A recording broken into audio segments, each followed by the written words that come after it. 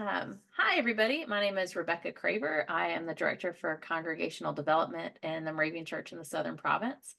And I am joined by Joyce, who is going to tell us a little bit about a ministry she's involved with in her congregation at Rolling Hills Moravian Church in Orlando, Florida.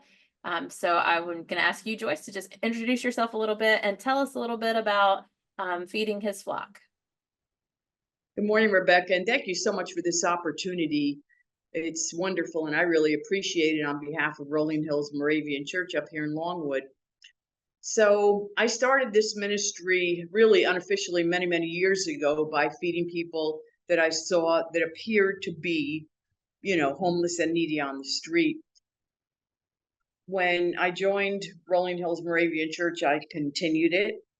And the pastor asked me one day, why do I leave church Sunday immediately after the service? And I explained to her, I go out and feed people. We sat down and we spoke. I transferred the ministry to the church, continuing with it, and we named it Feeding His Flock. And now, what it consists of is weekly scheduled trips to people that I see on the street that appear to be in need. And the church has given me donations, both in food and cash. And of course, I supplement that with my own assets.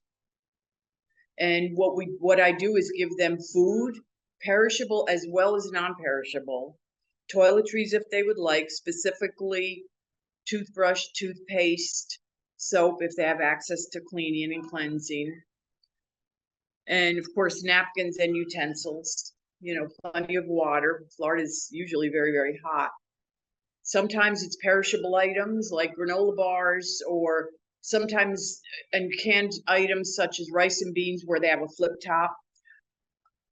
There's always been a great need in this county, Seminole County, and the need is greater, as I told the pastor, and she realizes it, of course. So I give them a choice when I see them. Would you like granola bars? There are some of them that cannot chew because they don't have teeth. And then there are others who are allergic to nuts. We have to be sensitive to their allergies. And if they don't like anything I have with me, then I'll say, hey, pizza, anyone? Would you like pizza, or would you like a sandwich? What would you like me to get? And they'll tell me. I also distribute the same items on non-scheduled trips. So that means that every time I'm on the road and I see a person that seems to be members flock in need, I will give them what I have on hand. Of course, I don't always have things on hand, so I'll stop and say, can I get you something to eat? I've also done things where I'm getting food to go. A couple of weeks ago at my favorite Thai restaurant, and I came out and I saw Michael, one of my regulars. And I said, Michael, do you eat Thai food? And he said, sure, I do. So I gave him my food and I went back in and got some more, because I do have the commitment to this street, and it's been wonderful. It can be time intensive. It's worth it. I've learned quite a lot from this ministry. First and foremost, the immense and growing need from people of all ages that are out there on the street. Why? Because rents have gotten so high and inflation is through the roof. It doesn't seem that it's going to be calming down anytime soon.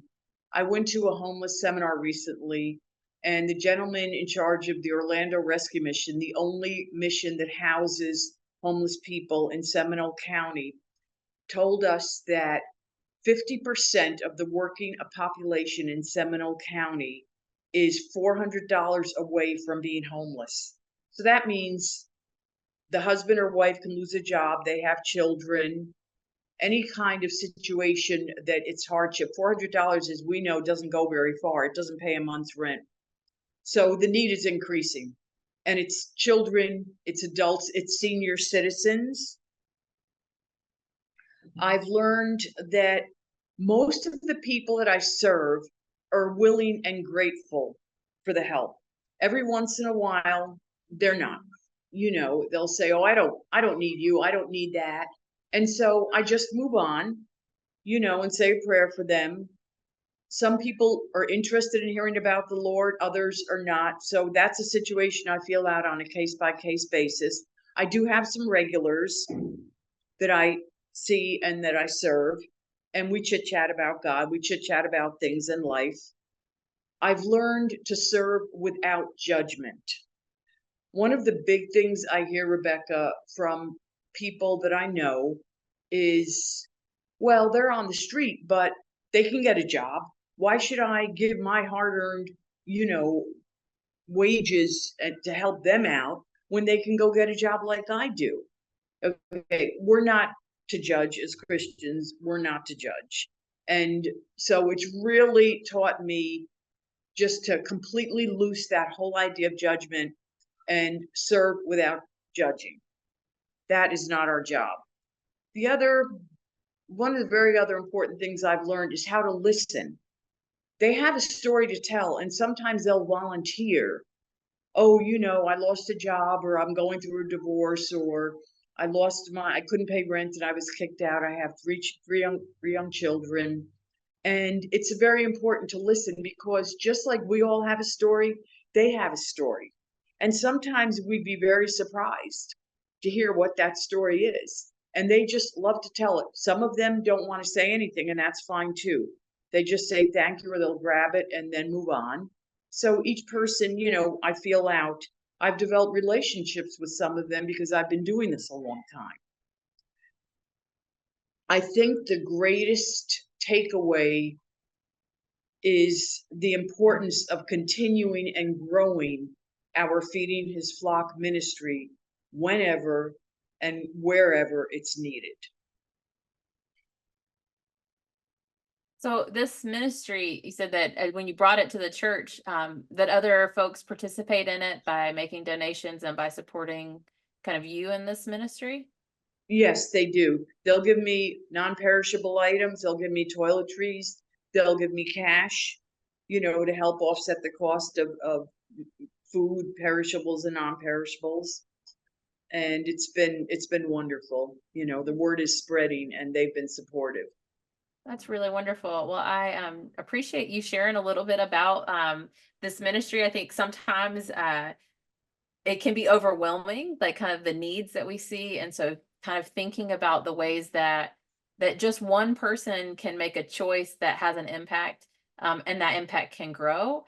I'm excited to see how Feeding His Flock grows in the future, and we'll certainly check back in to see how you're doing. But I appreciate so much you sharing what you've learned from this and what you're still learning. It's really exciting to see how God kind of moves in these relationships that we have and the ways that we learn together. So thank you so much for your time. It was very much my pleasure, Rebecca, and thank you. Great.